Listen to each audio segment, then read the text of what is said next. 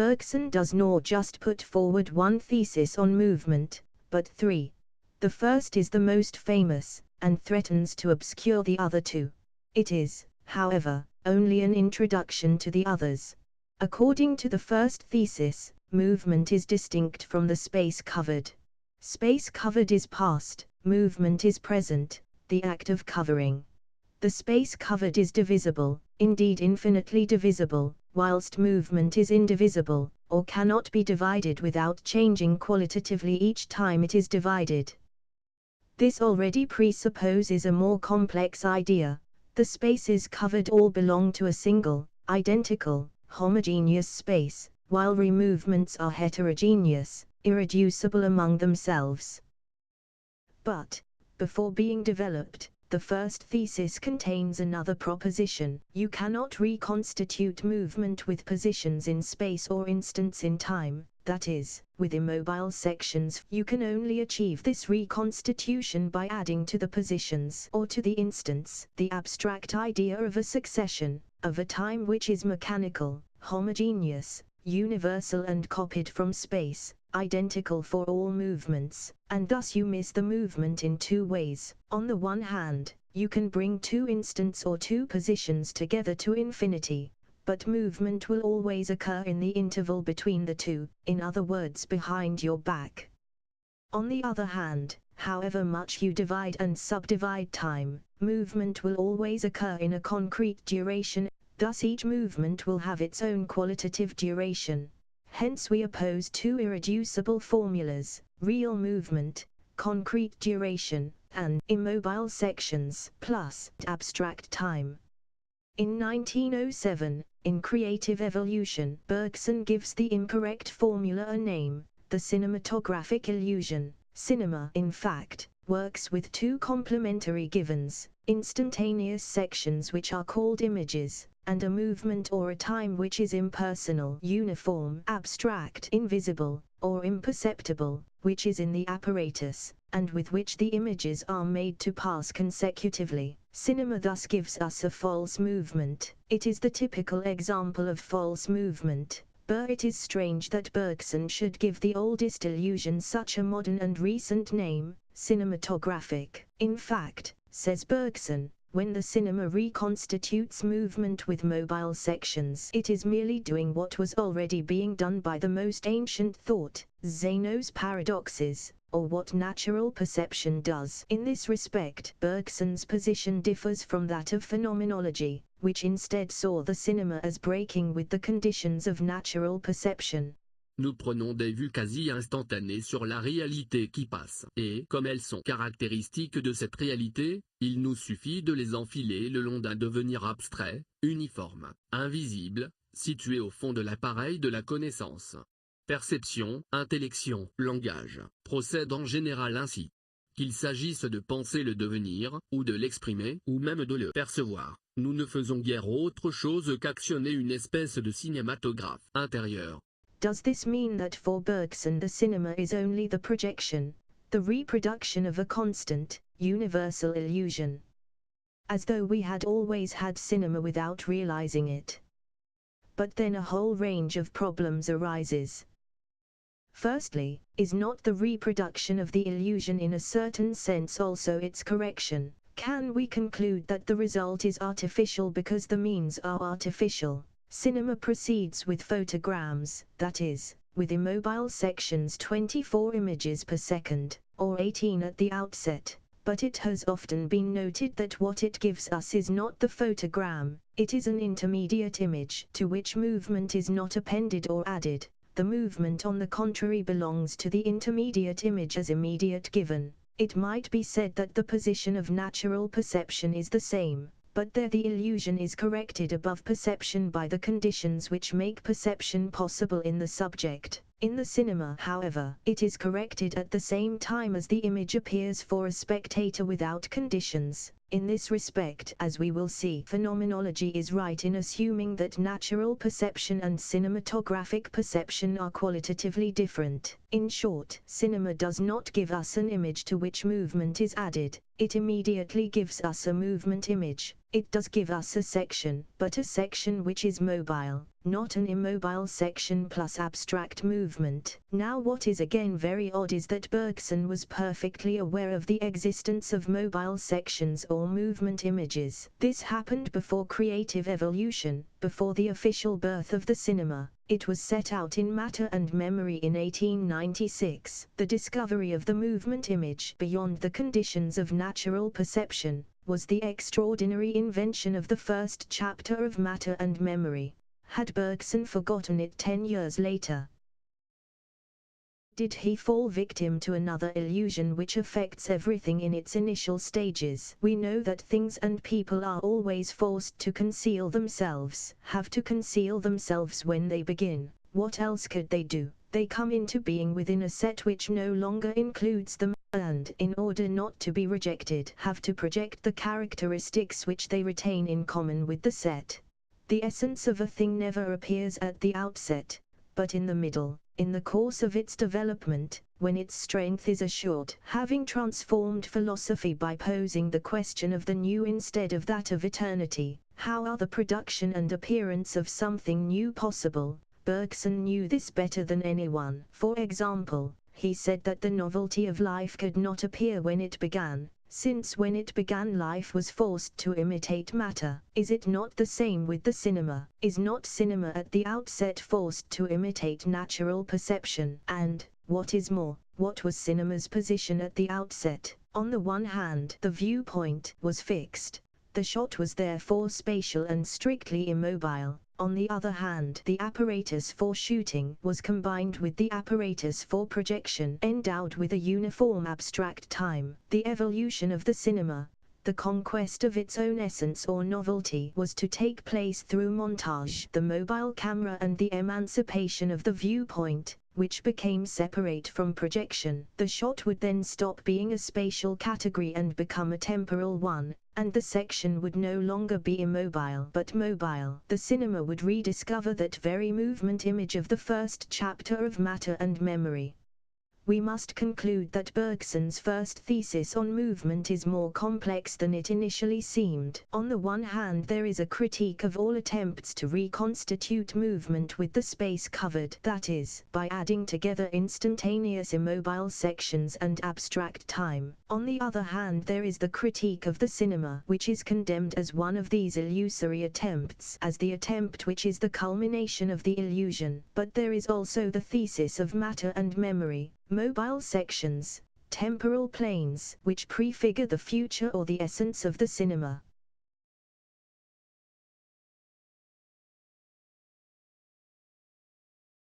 Now creative evolution advances a second thesis which, instead of reducing everything to the same illusion about movement, distinguishes at least two very different illusions. The error remains the same, that of reconstituting movement from instants or positions, but there are two ways of doing this, the ancient and the modern. For antiquity, movement refers to intelligible elements, forms or ideas which are themselves eternal and immobile. Of course, in order to reconstitute movement, these forms will be grasped as close as possible to their actualization in a matter flux. These are potentialities which can only be acted out by being embodied in matter. But conversely, movement merely expresses a dialectic of forms, an ideal synthesis which gives it order and measure. Movement, conceived in this way, will thus be the regulated transition from one form to another, an order of poses or privileged instants. As in a dance, the forms or ideas are supposed to characterize a period of which they express the quintessence, all the rest of this period being filled by the transition, of no interest in itself, from one form to another form. They noted then the final term or culminating point, telos, acme, and set it up as the essential moment, this moment that language has retained in order to express the whole of the fact, sufficed also for science to characterize it. The modern scientific revolution has consisted in relating movement not to privileged instants, but to any instant whatever. Although movement was still recomposed, it was no longer recomposed from formal transcendental elements, poses, but from immanent material elements, sections. Instead of producing an intelligible synthesis of movement, a sensible analysis was derived from it. In this way, modern astronomy was formed by determining a relation between an orbit and the time needed to traverse it. Kepler, modern physics, by linking the space covered to the time taken by a body to fall. Galileo, modern geometry, by working out the equation of a flat curve, that is, the position of a point on a moving straight line at any moment in its course. Descartes, and lastly differential and integral calculus, once they had the idea of examining sections which could be brought infinitely closer together. Newton and Leibniz. Everywhere the mechanical succession of instants replaced the dialectical order of poses. Modern science must be defined preeminently by its aspiration to take time as an independent variable. Cinema seems to be the last descendant of this lineage which Bergson traced. One might conceive of a series of means of translation, train, car, aeroplane, and, in parallel, a series of means of expression, diagram, photo, cinema. The camera would then appear as an exchanger or, rather, as a generalized equivalent of the movements of translation, and this is how it appears in Wenders' films. When we think about the prehistory of the cinema, we always end up confused because we do not know where its technological lineage begins, or how to define this lineage. We can always refer to shadow puppets, or the very earliest projection systems. But, in fact, the determining conditions of the cinema are the following: not merely the photo, but the snapshot. The long exposure photo de pose belongs to the other lineage, the equidistance of snapshots, the transfer of this equidistance onto a framework which constitutes the film. It was Edison and Dixon who perforated the film in the camera,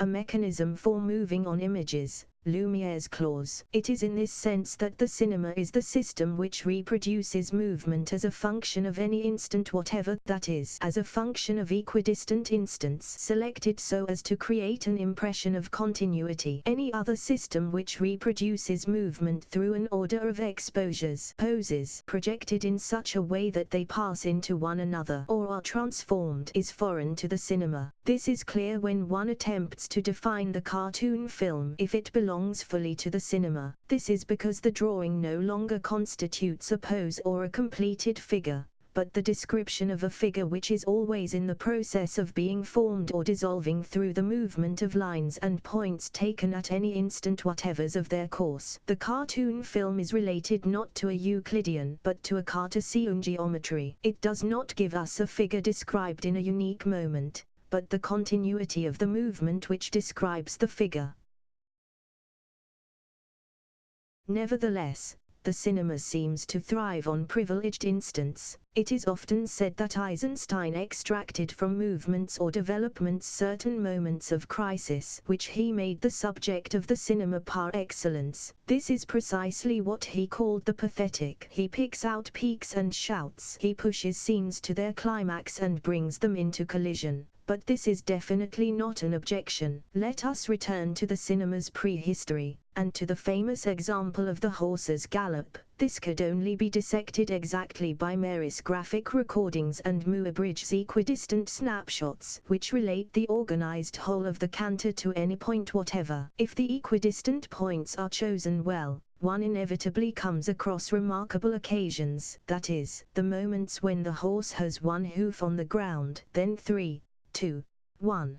These may be called privileged instants, but not in the sense of the poses or generalized postures which marked the gallop in the old forms. These instants have nothing in common with long exposures, poses, and would even be formally impossible as long exposures. If these are privileged instants, it is as remarkable or singular points which belong to movement, and not as the moments of actualization of a transcendent form. The meaning of the notion has completely changed. The privileged instants of Eisenstein, or of any other director, are still any instant whatevers.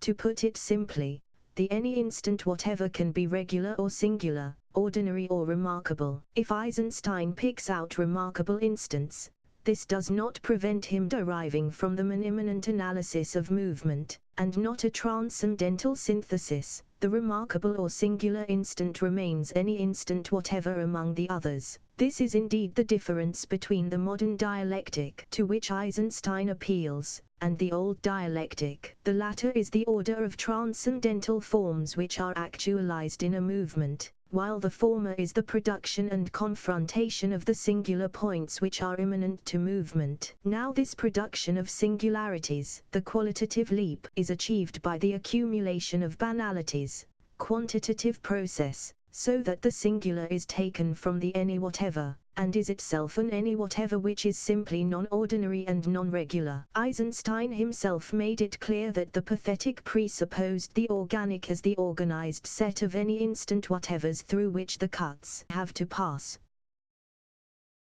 The any instant whatever is the instant which is equidistant from another. We can therefore define the cinema as the system which reproduces movement by relating it to the any instant whatever. But it is here that the difficulty arises. What is the interest of such a system? From the point of view of science, it is very slight. For the scientific revolution was one of analysis, and, if movement had to be related to the any instant whatever in order to analyze it, it was hard to see any interest in a synthesis or reconstitution based on the same principle, except a vague interest of confirmation. This is why neither Mary nor Lumiere held out much hope for the invention of the cinema. Did it at least have artistic interest? This did not seem likely either, since art seemed to uphold the claims of a higher synthesis of movement and to remain linked to the poses and forms that science had rejected. We have reached the very heart of cinema's ambiguous position as industrial art. It was neither an art nor a science.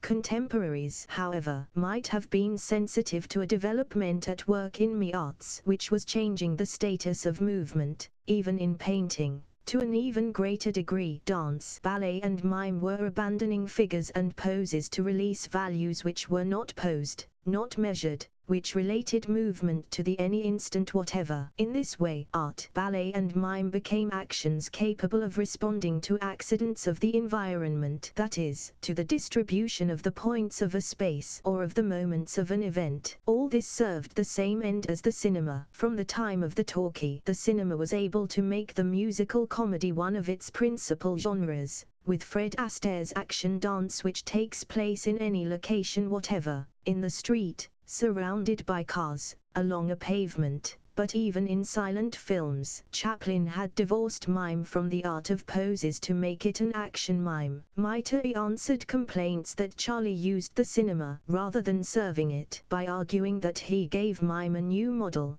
a function of space and time, a continuity constructed at each instant, which now only allowed itself to be decomposed into its prominent immanent elements, instead of being related to prior forms which it was to embody.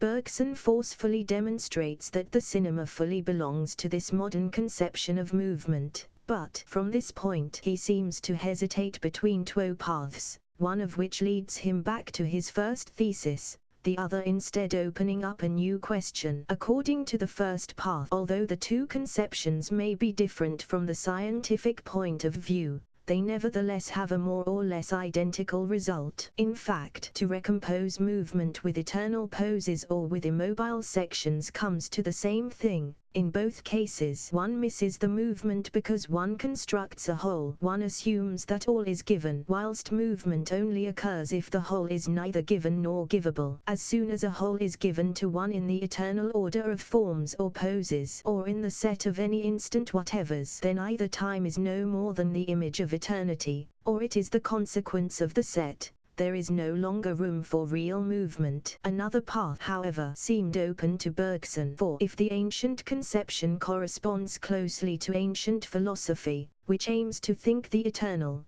then the modern conception, modern science, calls upon another philosophy. When one relates movement to any moment whatevers, one must be capable of thinking the production of the new, that is, of the remarkable and the singular, at any one of these moments.